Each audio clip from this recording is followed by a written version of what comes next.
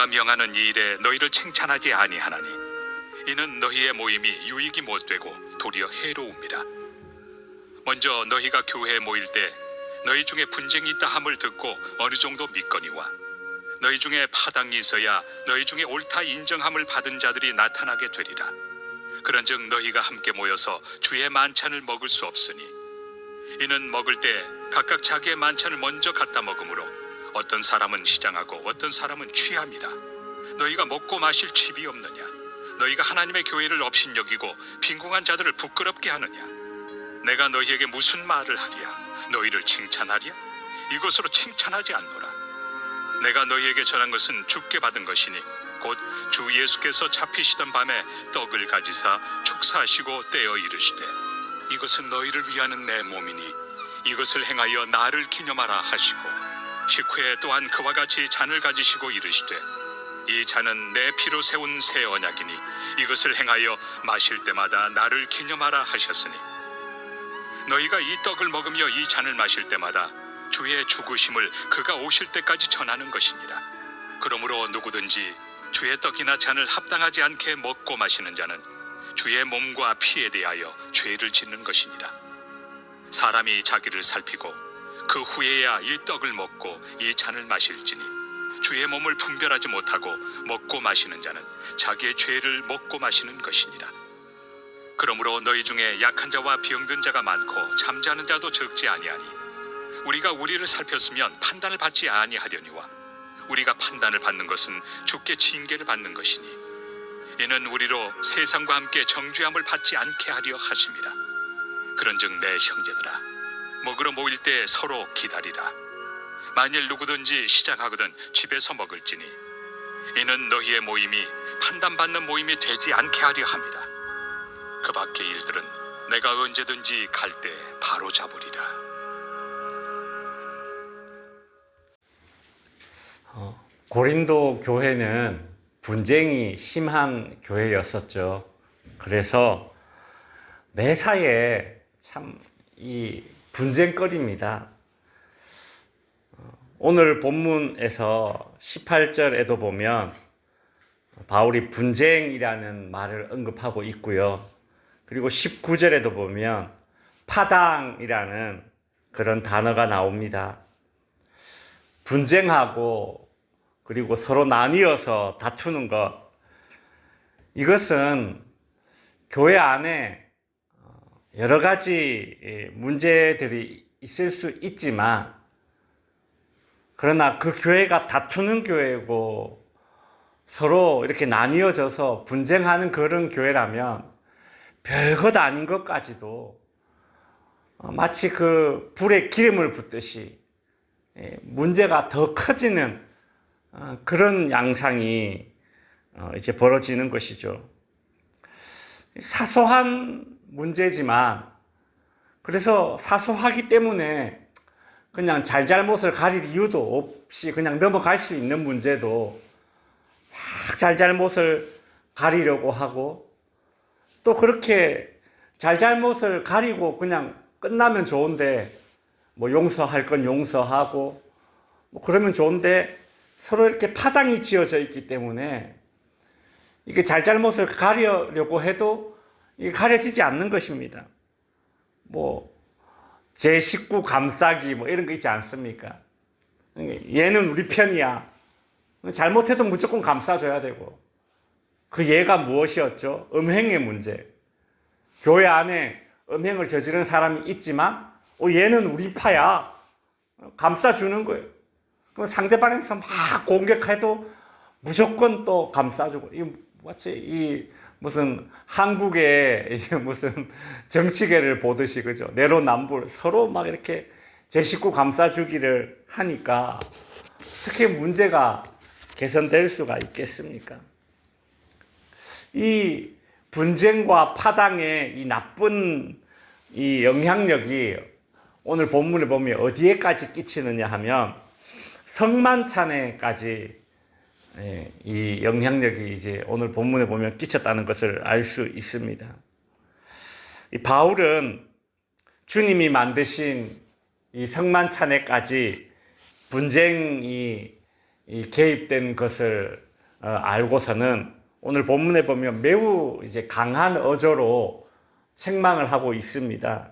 17절에 보면 이 일에 너희를 칭찬하지 아니하리니 라고 했는데 22절에 또 반복을 해요. 이것으로 칭찬하지 아니하노라 라는 말이 이제 두 번 연거푸 반복되고 있죠.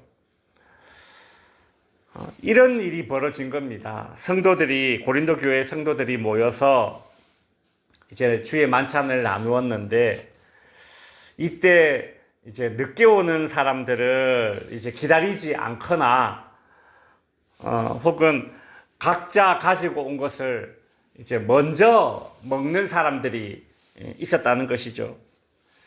그러다 보니 나중에 온 사람들은 음식을 먹지 못하는 경우가 있었습니다.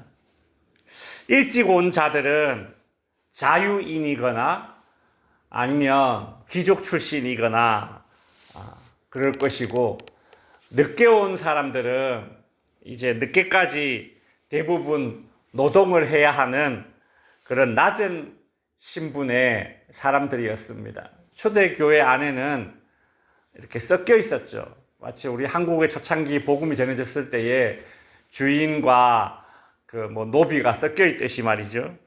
이 초대교회도 그랬습니다. 근데 낮은 신분의 사람들이 들에서 일하다가 먹을 것을 어떻게 챙겨 올 수가 있겠습니까? 먹을 것도 없었겠죠. 이제 자유인이나 귀족들은 이제 자기들이 먹을 것을 아주 여유롭게 그렇게 챙겨갈 수 있었을 것입니다. 근데 먼저 온 사람들이 자기들이 가지고 온 것을 그냥 다 먹어버렸어요. 그래서 늦게 온 사람들은 이제 늦게까지 일하고 왔는데 먹지를 못하는 겁니다. 교회 내에서 이것은 가진 자와 못 가진 자로 나뉘어지는 것이죠. 그러면서 아주 참 유치하게 먹는 것 가지고 이런 일이 벌어진 것입니다. 바울은 이를 놓고서 일찍 와서 음식을 다 먹어버리는, 뒤에 오는 사람들을 위해서 배려하고 남겨두지 않는 이 사람들을 향해서 불같이 화를 냅니다. 오늘 22절에 보면 너희가 먹고 마실 집이 없느냐 이렇게 말하고 있어요.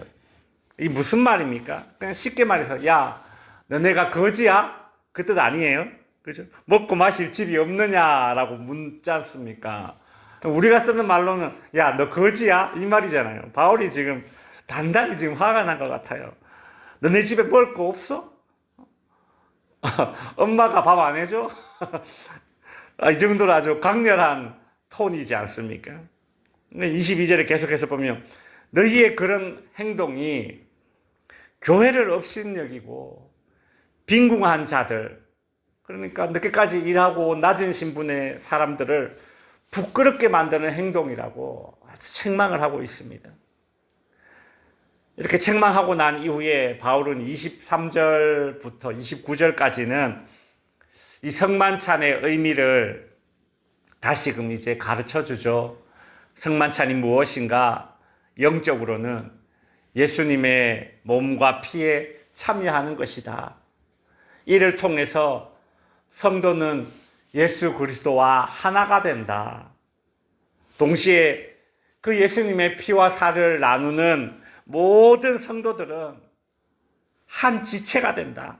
한 몸이 된다. 이제 그 뜻이죠. 그러므로 주의 만찬에 참여하는 모든 그리스도인들은 한 가족이야. 한 가족. 한 가족. 한 가족이면 어떻게 하니?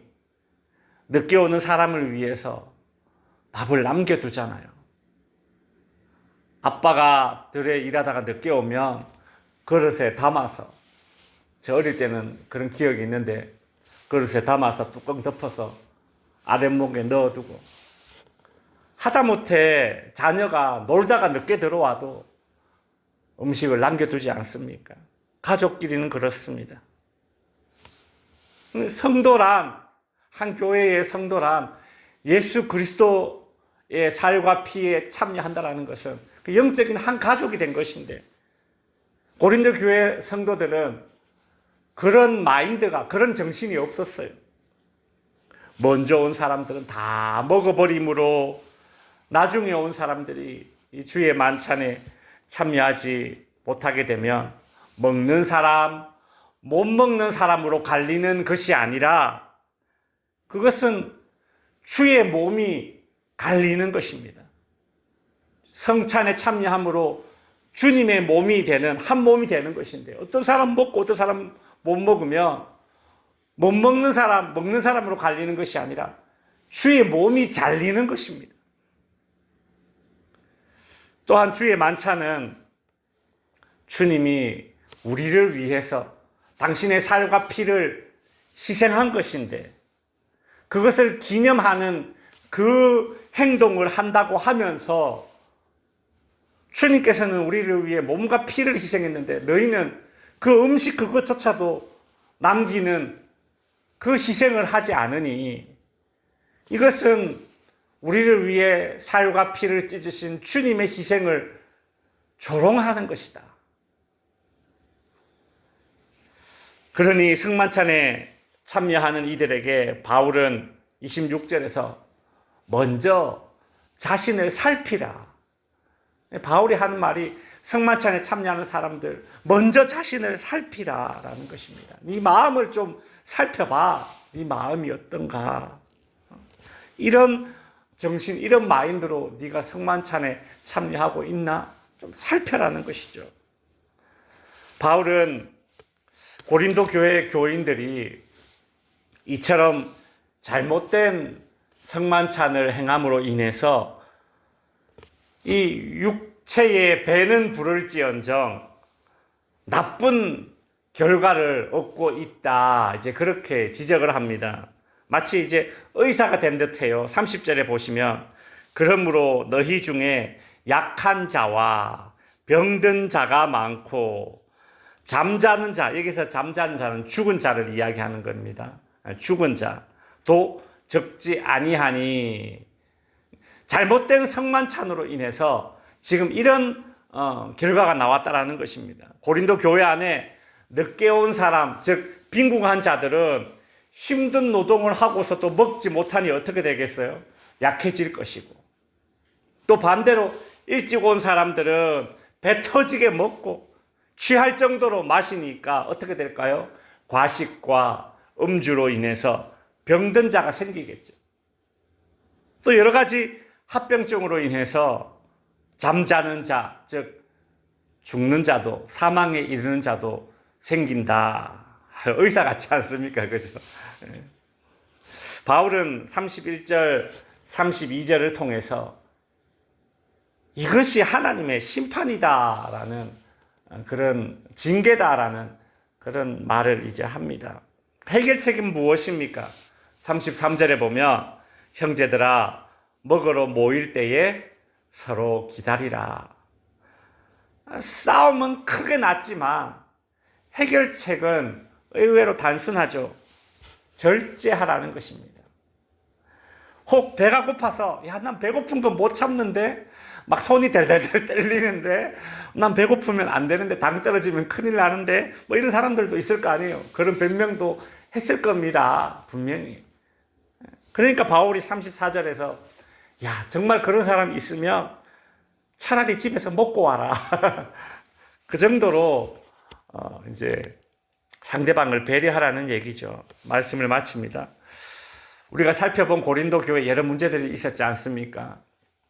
우상에게 바쳐진 그 음식 문제도 절제가 해결책이었지 않습니까?